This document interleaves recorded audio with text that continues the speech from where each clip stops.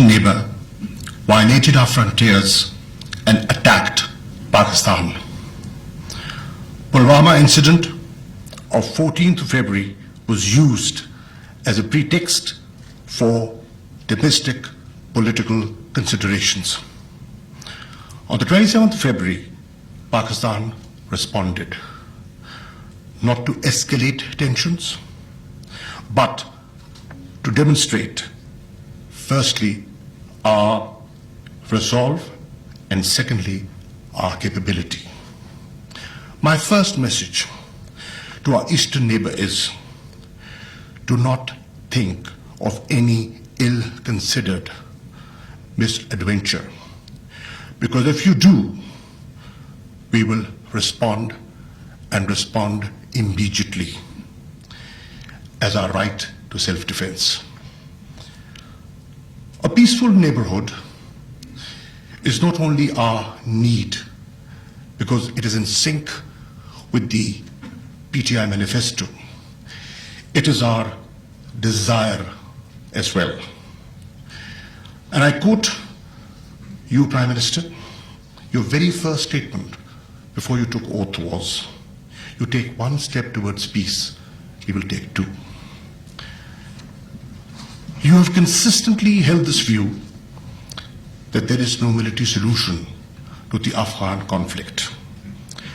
The only sensible way forward is a negotiated political settlement.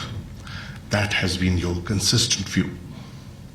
We are glad, ladies and gentlemen, that today there's a regional, global convergence to this point of view. It has evolved over years. Pakistan is not only a partner in peace, it has facilitated the peace process in Afghanistan and has been recognized for that. Pakistan is a strong advocate for an inclusive intra-Afghan dialogue as soon as the peace agreement is signed, inshallah, on the 29th of April in Doha. We want to live in peace with our eastern neighbor. The question is, how do we get durable peace without resolution of the Kashmir dispute? Who has suspended the bilateral dialogue process? The international community has to look into that. Who has aggravated and further complicated the situation in Jammu and Kashmir by announcing measures which are illegal on the 5th of August 2019? Is it an internal affair of India, as claimed by India? The UN Secretary General here in Islamabad just a few days back negated that point of view. It is an internationally recognized dispute. If it was an internal affair of India, then why did he authorize a briefing to the members of the Security Council on the 15th of January last month? Why did representatives of the UNMOGIP and the political department of UN Secretariat brief all 15 members of the Security Council? Can we, or should we, completely ignore the two reports of the UN High Commissioner for Human Rights? Can we overlook the debate that has taken place in the European Parliament vis-à-vis human rights violations in Indian-occupied Jammu and Kashmir?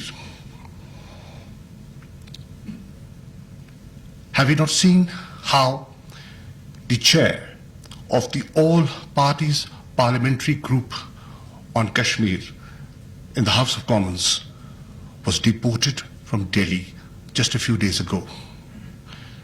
She wanted to visit Srinagar to see the situation on the ground and report to the House of Commons. Can two nuclear states look for a military solution to this dispute? It will be mutually suicidal. So my second message is to the international community: this drift from multilateralism to bilateralism and from bilateralism to unilateral action is dangerous for peace and stability in South Asia. Pakistanis and Kashmiris will never accept the measures announced on the 5th of August 2019. Kashmir is a festering wound, and it will not heal by looking the other way because of political expediency. Pakistan is a diverse country. We have 4 federating units. We speak different languages. We are a parliamentary democracy. We are associated with different political parties in Parliament of Pakistan. But we speak with one voice on Kashmir. All institutions are on the same page. So my third message is that governments can come and go. Individuals leading institutions can change with time.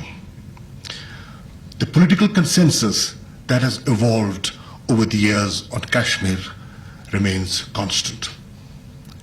And the Parliament of Pakistan has recently demonstrated that twice through 2 unanimous resolutions passed by the joint session. My fourth and final message is for the armed forces of Pakistan, who are represented here through their chiefs. The nation is proud of you, and we recognize your sacrifice in defeating terrorism. Your sacrifice is part of our history. This journey from terrorism to tourism was not an easy one. We salute your resolve and gallantry, and you enjoy the confidence of the entire nation. Prime Minister, the international community appreciated your far-sightedness and your statesman-like behavior when you returned the Indian pilot unconditionally. So in conclusion, I want to share with you, and I want to give this message. India has tried to subjugate Kashmiris by deploying almost 900,000 troops in the occupied Jammu and Kashmir. They've enacted laws, draconian laws, like the Public Safety Act. But they will never succeed in subjugating the resolve of the Kashmiris. They have failed, and they will continue to fail in that. Pakistan has and will continue to support the struggle for right to self-determination. Let the world see that they demolished the historic Babri Mosque and we built the Kartarpur corridor. Let the world see the drift from secularism to majoritarianism. Prime Minister, not one senior leader of BJP government condemned the violence that has taken place in the last 48 hours in Delhi. Not one. This is the 1984-2002 model. And I don't say this. This is Suhasini Heather, a renowned journalist based in Delhi, tweeting this morning. Pakistan Zindabad.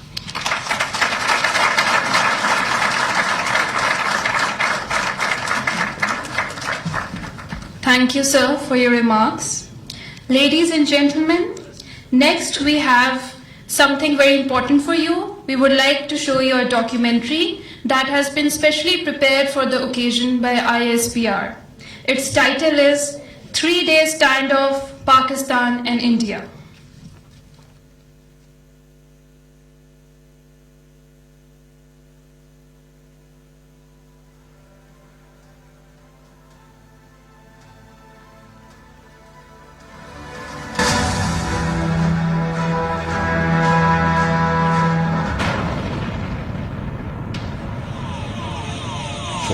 February 2019, a day when an incident at Pulwama triggered a sequence of events in the region. A young Kashmiri freedom fighter blew himself against a bus carrying Indian Central Reserve Police Force soldiers, killing over 40 of them. India immediately accused Pakistan for the incident, while the Prime Minister of Pakistan offered, अगर आपके पास कोई actionable intelligence है कि Pakistan involved है, वो हमें दे कि हम एक्शन लेंगे.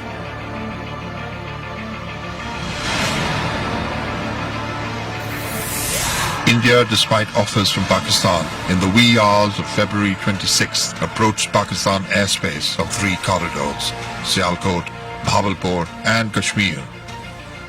In the Kashmir sector, 4 Indian aircrafts entered 4 to 5 nautical miles inside Pakistan airspace. However, upon effective challenging, aircrafts dropped their payload, which fell in free flight in the open area of the Jabba forest reserves. India initially claimed targeting of a Jaish madrasa and the killing of over 300 militants in the compound. It will be premature to say that what is the number of casualties we have been able to inflict. India kept changing claims,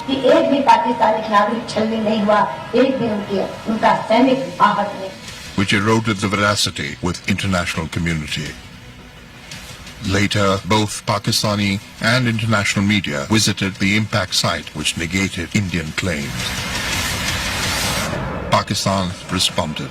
PAF, while staying within Pakistani airspace, locked 4 Indian military targets. The Indian Air Force, having known of the Pakistan counter-strikes, once again tried to enter Pakistani airspace in the Kashmir sector. Pakistan Air Force was fully alert to take on the intruding aircraft. Pakistan Air Force shot down 2 Indian jets. The wreckage of one fell just across the line of control inside Indian-occupied Jammu and Kashmir, and one aircraft, a MiG-21, fell inside Pakistan territory at Peer Gully. The pilot ejected and was immediately got hold of by angered local civilians. मेरा नाम wing commander अभिनंदन है. मैं भारतीय वायुसेना में एक लड़ाकू विमान चालक हूँ. मैं टारगेट ढूंढने की कोशिश कर रहा था. आपके एयरफोर्स ने मुझे गिराया. पाकिस्तानी आर्मी के 2 जवान आए एंड उन्होंने मुझे बचाया वहां से. पाकिस्तानी आर्मी जो है वो बहुत ही प्रोफेशनल सर्विस है. India claimed shooting down of a Pakistani F-16. This remained a false claim as India could not provide any evidence. Images put out, this is the wreckage of the Pakistani F-16, and how the Indian Air Force knows this is an F-16 is because if you see this part, and Abhijit can explain it to us. So I don't think that's entirely accurate. That part is actually a MiG-21 part. The night of the 27th and the 28th of February was very tense. There was a credible intelligence about Indian plan to launch conventional missile strike on Pakistan's military targets, taking a notch higher in the escalation ladder. Sensing Pakistan's credible retaliation, India backed out from the intended missile strikes, but undertook intense exchange of ground fire all along the line of control.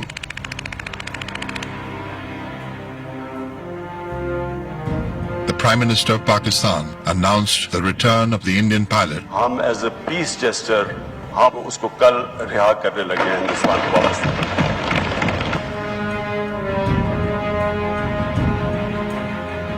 The gesture was hailed by the international community as a possible step towards de-escalation. However, Indian political leadership and media continued with their war hysteria. हमारे साथ मौजूद army के 5 general बताएंगे क्या है उनका war plan. And like you, I also want Pakistan punished. An Indian submarine was spotted by the Pakistan Navy. Pakistan Navy showed restraint despite having the capability to engage. The situation thereafter remained relatively calm without any official de-escalation.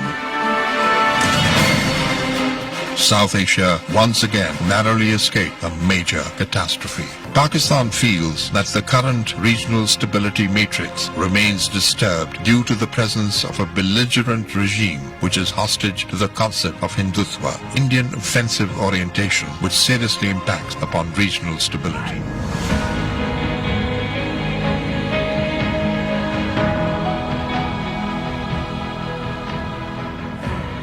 What is the world community going to do? Is it going to appease a market of 1.2 billion, or is it going to stand up for justice and humanity?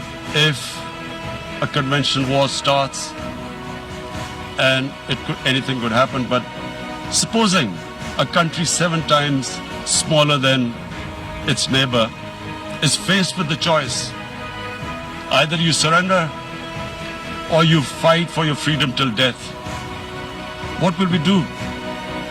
I ask myself this question. And my belief is, La ilaha illallah, there is no God but one. And we will fight. And when a nuclear armed country fights to the end, it will have consequences far beyond the borders.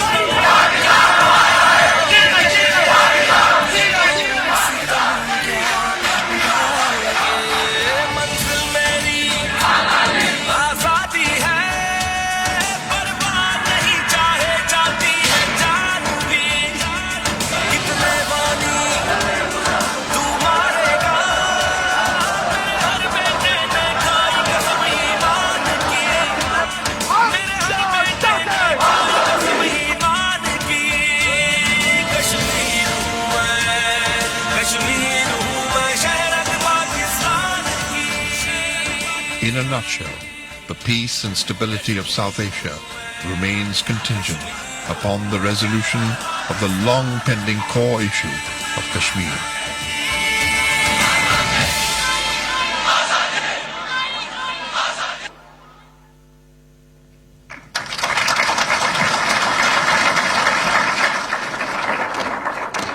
Now I would like to invite Chairman Kashmir Committee Syed Fakhr Imam for his remarks.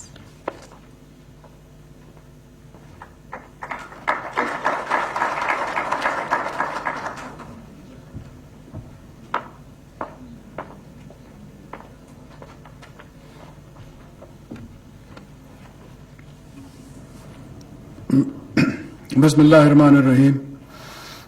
The Honorable Prime Minister of Pakistan, honorable members of the Cabinet, honorable parliamentarians, honorable service chiefs and the senior officers and all the gentlemen who represent the armed forces of Pakistan, the honorable diplomats, ladies and gentlemen, Assalamu alaikum.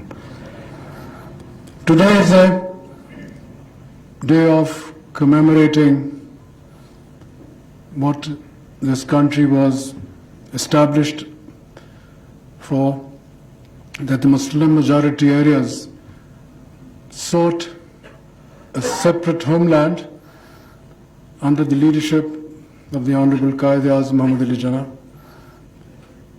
Under his dynamic, far-reaching, long-term, what in modern terms is called vision, he sought that the two communities which had lived together would not be able to live in harmony forever. And what has transpired in the last 6 years, and in particular since the 5th of August 2019, has justified Qaid's way of looking at how the newly independent states of Pakistan and India would evolve.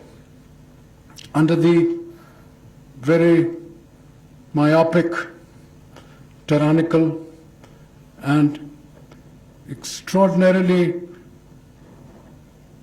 short-sighted policies of the triumvirate of Prime Minister Modi, Amit Shah and Doval, The three, I think, are the triumvirate who drives India's philosophy today. But in their haste to establish the hegemony of India, which the more sophisticated leadership under Mahatma Gandhi or Jawaharlal Nehru, under an Indian constitution which was evolved in 1950, the symbols were secularism, pluralism and democracy. Each one of those symbols of India's newly independent state have been suitably demolished, and in a manner, in a way, and in a method which the world can see at large. The Kashmir cause, which is to Pakistan, as the Qaid said, the jugular vein of Pakistan, it is in all and every way, has today again been brought to the international level, because after the Shimla Agreement, the Indians always said that the two nations must resolve their outstanding issues bilaterally. Pakistan never concurred. However, the Kashmir cause and the suffering of the Kashmiris, who are the key people in this whole affair, was not somehow resolved, as it has not been today. But Modi, with his BJP ethos and the manner that he runs India, my colleague, the Honorable Foreign Minister, mentioned Babri Masjid, the demolition, and we saw what the Supreme Court of India has done. And subsequently, as Chief Minister of Gujarat, 2,500 citizens of Muslim belief were martyred. And what did the Indians do? What has the Supreme Court of India done recently? Upheld Modi's fascism. So in a way, where the world is looking at India, the optics are totally different. The United Nations, in three ways, has recognized Pakistan's position. Number one, after the 5th of August, illegal, unilateral, aggressive, occupying or reoccupying of Indian Kashmir. Subsequently, we sought a meeting of the United Nations Security Council. China played the key role. They brought the Russians on board, the Americans, the Honorable Donald Trump, we have seen 4 or 5 times in meeting our Honorable Prime Minister, said it was Prime Minister Modi who's asked me to mediate. Mr. Modi has never retracted from that statement. However, the whole of India negated that statement, and you saw 2 days ago, in his own way. Remember one thing, whether it's President Trump, whether it's Prime Minister Modi or any other leader of powerful nations, they are driven by domestic politics. Domestic politics drove them to Pulwama attack.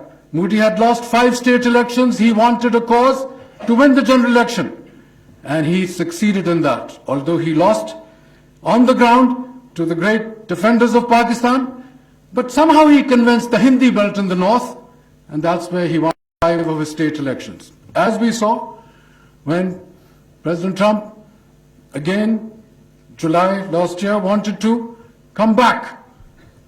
Why did he want Pakistan assistance or facilitation? Because he was heading for the November election, December this year, presidential election. He invited the Honorable Prime Minister and his large delegation, and it went rather well, except a few days later with the 5th of August intervention. Immediately what happens after that? The United Nations recognizes again that Kashmir is a disputed area. Our stand, it was, I will remind you, Jawaharlal Nehru Sahib, Prime Minister of India, who took the case to the United Nations, not Pakistan, way back in 1948.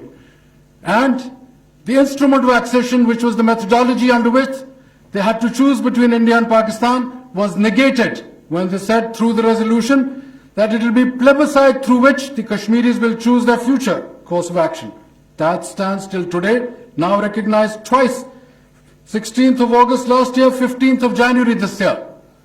So our stand and the Kashmiri stand remains absolutely correct. And then the United Nations Secretary General, as the Honorable Foreign Minister has said, I don't think, actually he's a higher level, not just a politician or a leader. He's a statesman in the true sense of the word.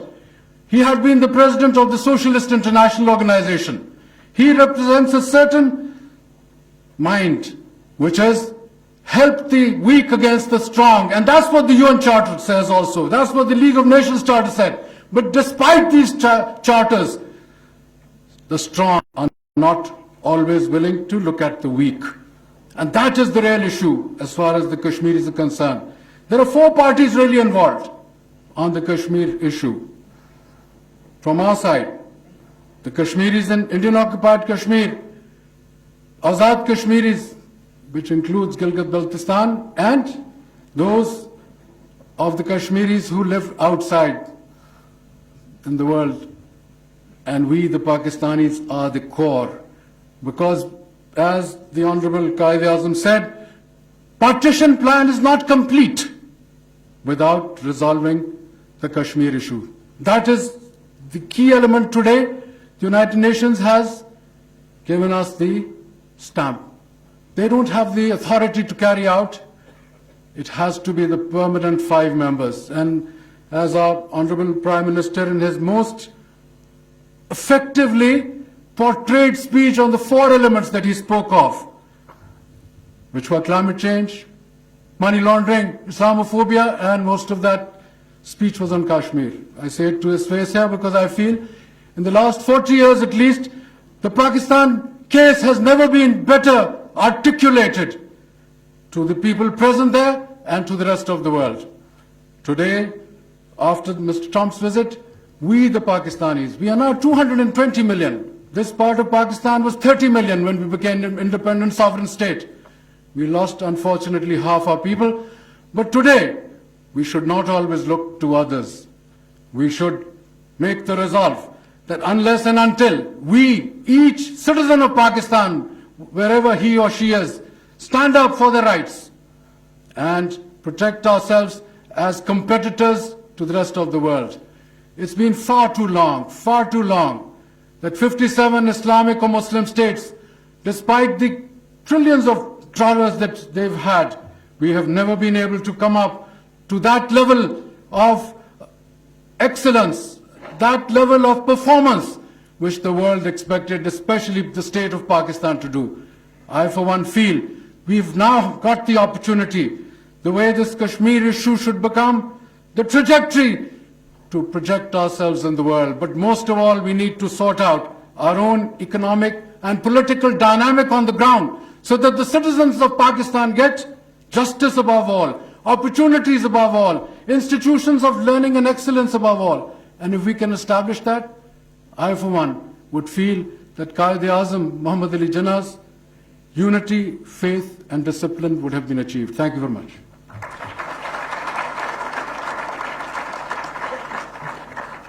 Thank you, sir. Ladies and gentlemen, I would now invite the living legend, Ustad Rahat Fateh Ali Khan, for a Mili Nagma titled Chadhta Suraj, indeed one of the masterpieces ever produced.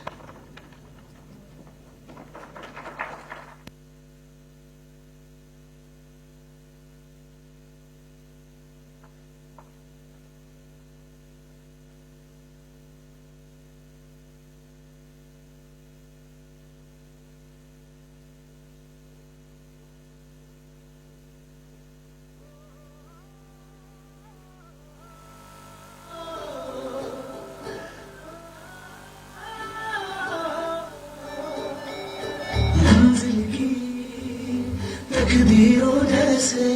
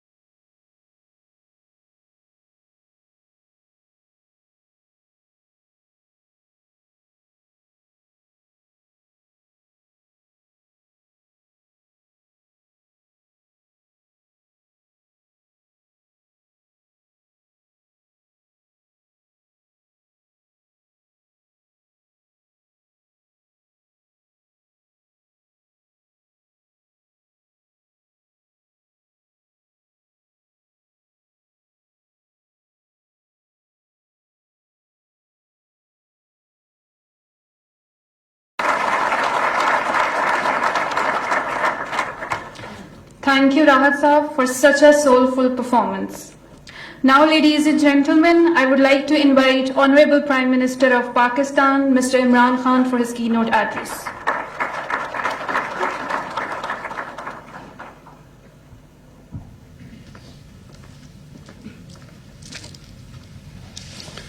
Bismillahirrahmanirrahim. Honorable Ministers, Services Chiefs,